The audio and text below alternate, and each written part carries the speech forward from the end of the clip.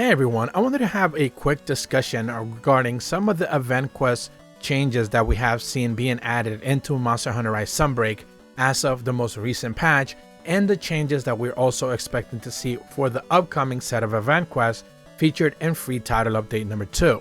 This has been kind of a little bit of ongoing topic right now, where I've kind of been discussing event quests not necessarily being all that difficult, all that challenging, and I think the most recent one that we got, the dual thread, A Song of Silver and Gold, kind of embodies my real criticism with the way that they're handling event quests. Now, if you watched one of my videos recently, I spoke about how they're going to be introducing weapon layer options, but some of those are going to be for paid DLC instead of just free event quest rewards, which is something that I think would have gone a long way for them to provide us, some really good stuff for that specific feature as they're continuing to drop event quests.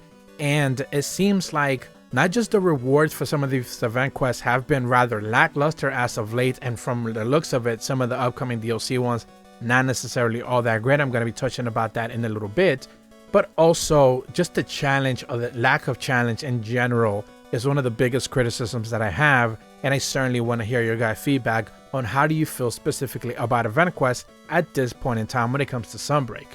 So like I said, the breaking point to me was the dual thread, A Song in Silver of Gold. This is the brand new event quest that we got, where you're fighting Silver Rathalos and a Gold Rathian in the Forlorn Arena. Now remember, when they introduced the dual threat event quest, they made it sound like these were supposed to be real tough, real challenges, boosted parameters, anything along those lines, and it doesn't necessarily seem to be the case. We already had a dual threat quest, I believe, where you fought two Furious Rajangs, I think is what it was, the Revelry of Destruction event quest. That one was not necessarily all that tough. It was annoying because they're Furious Rajangs, but it wasn't necessarily all that tough. And I kind of thought this one with the Gold Rathian, Silver Rathalos would be a little bit tougher, and it turned out to just be rather mundane. They both come at you separately. They're not even available both at the same time in the arena. And then of course, once you get to the rewards, I believe the rewards was like guild titles and stuff. It was just embarrassing for the type of quest that they provided, and something that they hyped up when the free title update number 1 was actually revealed. So now that we're heading into free title update number 2, they're continuing this type of threat, dual threat monsters. We actually get to see some of them in the little teaser trailer. We know there's going to be one with a Kuluyaku and a Garangolm being fought in the arena together. There's also going to be another dual threat quest with two Seething Bazelgeuses fighting together.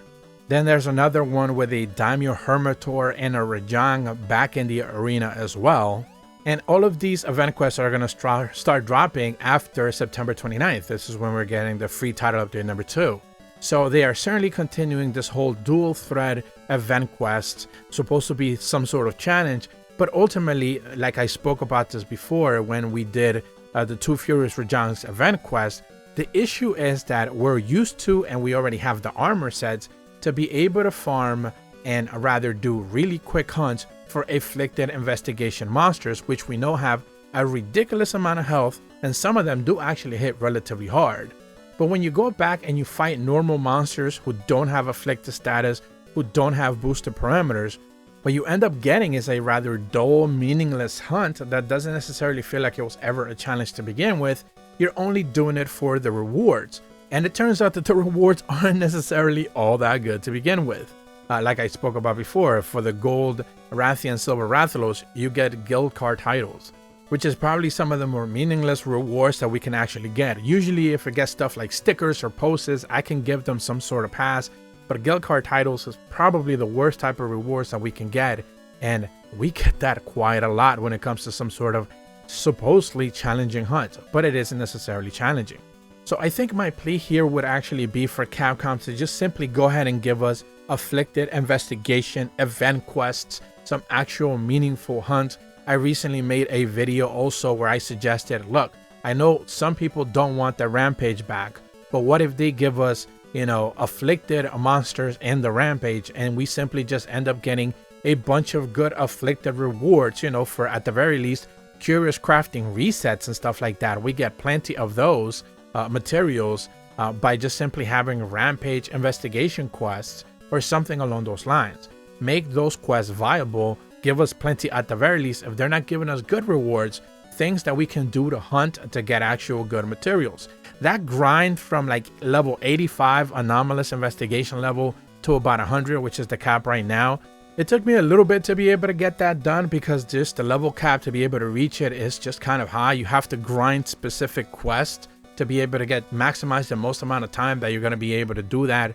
You know, you want to do hunts with low time parameters, maybe 2 monsters available in there, and of course have a good enough team to be able to wipe down those monsters in about 10 to 15 minutes at most, since you're not just doing one random monster at the same time. And of course that grind was just a lot. And now that we know that the level cap is going to go to about 120, you know, maybe they could give us some actual worthwhile event quests with anomaly investigation rewards on top of that, so you can actually get level ups in the anomaly investigations, and that would go a long way. If they continue to give us these randomly assorted dual threat monsters, or just random hunts against a Nagnasam and a Tetranodon or whatever, and they have no actual meaningful, you know, encounters provided to us, it feels like they're just, you know, kind of like messing around with us, and they're not really giving us anything good on top of the rewards not necessarily being all that meaningful or worthwhile. If they continue to give us layered armors at the very least, I don't think a lot of people would complain. They would just, you know, farm it out, be able to get it done and whatever. But if the rewards for the quest are bad and the actual quest is bad, then I don't think people have that real incentive to actually be able to do any of these quests. At the very least, I think if they give us Afflicted Investigation event quests, or Afflicted Investigation Rampage quests, or Afflicted Investigation anything quest related, I think we would go a long way, since you're actually getting meaningful rewards that you care about, at the very least, for maybe, you know, curious crafting or some stuff, or maybe talisman resets. Maybe they could actually give us some rewards for you to be able to get those, you know, insta talisman rewards, some of those materials for that, melding. But it doesn't even seem like they're willing to go that far again, because they just kind of want to keep people grinding again and again and again. And I think it's fine for the hardcore players, those people who are like, you know, continually are playing. But I think most casual players at this point in time are not necessarily interested in hitting the level cap when they see the, you know, mention of level 120 for investigations being raised. I don't even think they're like halfway there. So most casual players are not really all that invested. The fact that they're even locking arisen Camellios to master rank 110 kind of showcases that yes, that monster is going to be tough, but I do question just how many people are actually going to be able to fight him, because of just how high that level is and how high the ask of the grind it is going to be for most people to be able to get that far and even be able to fight him. So I certainly want to hear your guys' feedback. I know most people who watch my videos are probably hardcore players who are playing almost every day, but I don't think the majority of players are, and I think they have some real work to do when it comes to the event quests that they continue to give us. But certainly do let me know in the comments what you guys think.